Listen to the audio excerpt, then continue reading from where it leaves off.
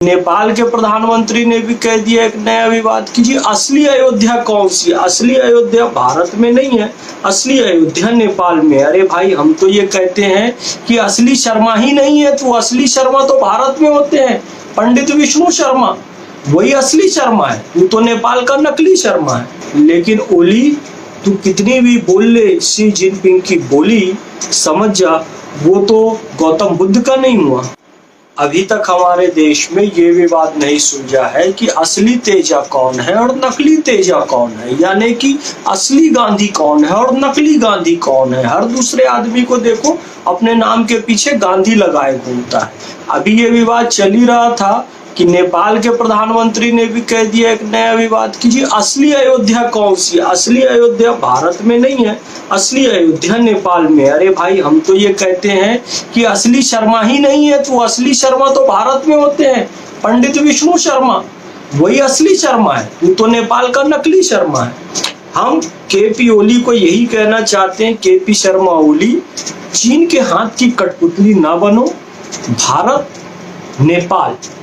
नेपाल एक संप्रभु राष्ट्र है और उसकी संप्रभुता से हमने कभी खिलवाड़ नहीं किया, किंतु आत्मा के रूप में भारत और नेपाल दो राष्ट्र हैं, किंतु उसकी आत्मा एक है, हिंदुत्व की उसकी आत्मा है।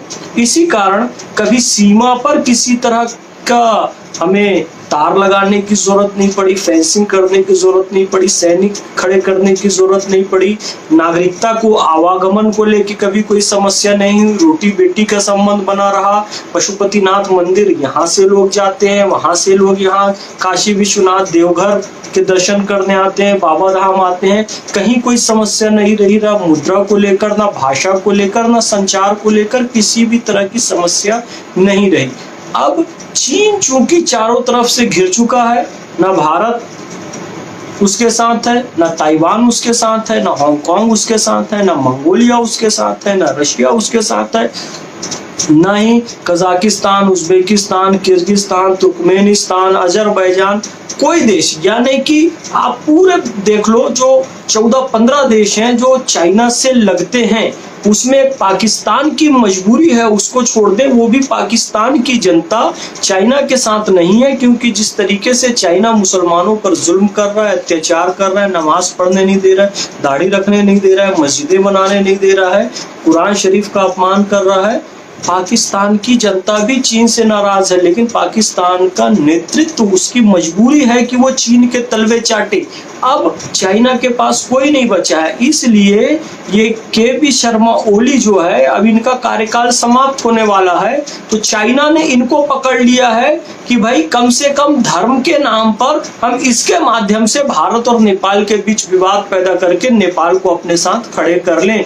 लेकिन ओली, तू कितनी भी बोल ले शी जिनपिंग की बोली, समझ जा वो तो गौतम बुद्ध का नहीं हुआ। उसने बुद्ध की सारी मूर्तियां तोड़ दी चीन की साम्यवादी तानाशाही सरकार ने। उसने वैनसेन, फाहियान, इत्सिंग, जो भारत से बौद्ध धर्म का ज्ञान लेकर गए थे, उस सारे ज्ञान को नष्ट कर दिया। उसने तिब्बत का सारा बौद्ध ज्ञान नष्ट कर दिया। उसने दलाई लामा को मार मार कर वहां से भगा दिया। आज वो यहाँ पर भारत में रह रहे हैं। एक बात को तुम समझ लो, वो बौद्ध के नहीं हुए, वो गौतम बुद्ध के नहीं हुए, वो मुसलमानों के नहीं हुए, तो वो राम के क्या होंगे? इसीलिए तो ताइवान ने कहा भगवान राम का चित्र बनाकर कि भगवान राम भारत से आ रहे हैं और इस चीनी ड्रैगन को समाप्त करेंगे। दरअसल वो चीनी ड्रैगन नहीं है, बल्कि एक छोटी सी छिपकली है जो अब मरने वाली है। अंदर से चीन खोखला देश है, इसलिए तुझे अपनी नीति का वो शिकार बना रहा है। केपी शर्मा ओली, समझ जा, भारत और नेपाल के सांस्कृतिक और धार्मिक संबंध बहुत पुराने हैं, इसलिए मैं बहुत कठोर शब्दों का इस्तेमाल नहीं कर रहा हूँ, थोड़ा बोल रहा हूँ, उसको ज्यादा समझना। तेरा अंतिम समय आ चुका है प्रधानमंत्री पद का, इसलिए अपने जमीर को बेच, ये धंधा बंद कर।